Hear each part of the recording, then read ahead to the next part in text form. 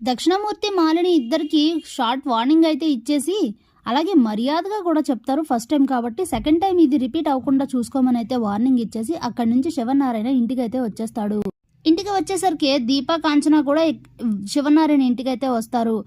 ఏమైంది అక్కడ అని అడిగితే ఇక జరిగింది అయితే చెప్తాడు కార్తీక్. ఇంతలోనే కాంచన వాళ్ళని ఎందుకు పిలిచారని అడుగుతుంది పారిజాతం. శ్రీధర్ వస్తున్నాడని చెప్పడానికి అని అంటే, అవునా ఆయన వస్తున్నారా అని అడుగుతుంది కాంచన.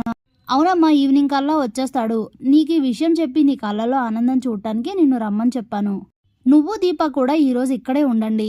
శ్రీధర్ ఏకంగా ఇక్కడికి వస్తే అందరినీ ఒకేసారి చూడొచ్చు, మనందరం కూడా తనను కలిసినట్టు ఉంటుంది కదా అని అంటే, సరే నాన్న అని చెప్తుంది. అలాగే ఈ విషయాలేవి శ్రీధర్ దగ్గర చెప్పొద్దని చెప్తాడు శివనారాయణ.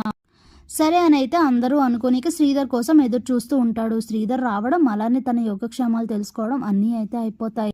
ఇక అలా ఒక వారం రోజుల తర్వాత దీప గుడికి అయితే వెళ్తుంది. గుడికి వెళ్ళి పూజ తిరిగి వస్తూ ఉండగా అమ్మ ప్రసాదం అని చెప్పి ఎవరో ఒక ఆవిడ తీసుకొచ్చి ప్రసాదం ఇస్తుంది. సరేలే అని చెప్పి ఆ ప్రసాదం తినేసి అక్కడి నుంచి అయితే వెళ్ళిపోతుంది దీప.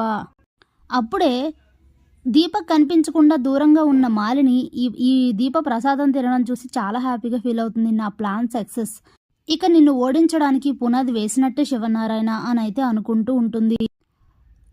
ఆవిడిచ్చిన ప్రసాదంలో మాలిని అయితే ఒక మెడిసిన్ కలుపుతుంది. అక్కడి నుంచి 24 hours వరకు తను ఏదైతే మాలిని చెప్పిందే దీప వినేటట్లుగా ఒక తనకు అనుకూలంగా ఉన్న మెడిసిన్ అయితే కలిపి ఇస్తుంది. ఇక మాలిని దీపకి కాల్ చేసి మాట్లాడితే చాలా ప్రేమగా అయితే మాట్లాడుతూ ఉంటుంది. సో మెడిసిన్ బాగానే పనిచేస్తుందని అనుకొని టెండర్ గురించి అడిగితే టెండర్ సీక్రెట్ అయితే ఎంతకు వేసామనేది మాలినికి చెప్పేస్తుంది దీప. ఇక ఆ మరుసటి రోజు ఉదయాన్నే టెండర్ మీటింగ్ అయితే ఉంటుంది. ఇక మాలిని వాళ్ళు అలానే ఇటు జోస్నా రెస్టారెంట్స్ వాళ్ళు అందరూ అయితే వెళ్తారు. అలానే చాలా రెస్టారెంట్స్ అయితే వచ్చి పార్టిసిపేట్ చేస్తాయి. కానీ మాలినికి మేమే గెలుస్తామని ధీమాగా అయితే ఉంటుంది. కానీ తను చేసింది ఎక్కడా అనుమానం రాకుండా జాగ్రత్త పడుతూ ఉంటుంది. అనుకున్నట్లుగానే టెండర్ సబ్మిట్ చేస్తే డిఎం రెస్టారెంట్స్కే ఈ టెండర్ అయితే ఓకే అవుతుంది. దాంతో చాలా హ్యాపీగా ఫీల్ అవుతుంది మాలిని. ఒక టెండర్కే మాపై గెలిచామని పొంగిపోవద్దని అయితే షార్ట్ వార్నింగ్ ఇస్తారు శివనారాయణ. Thanks for watching.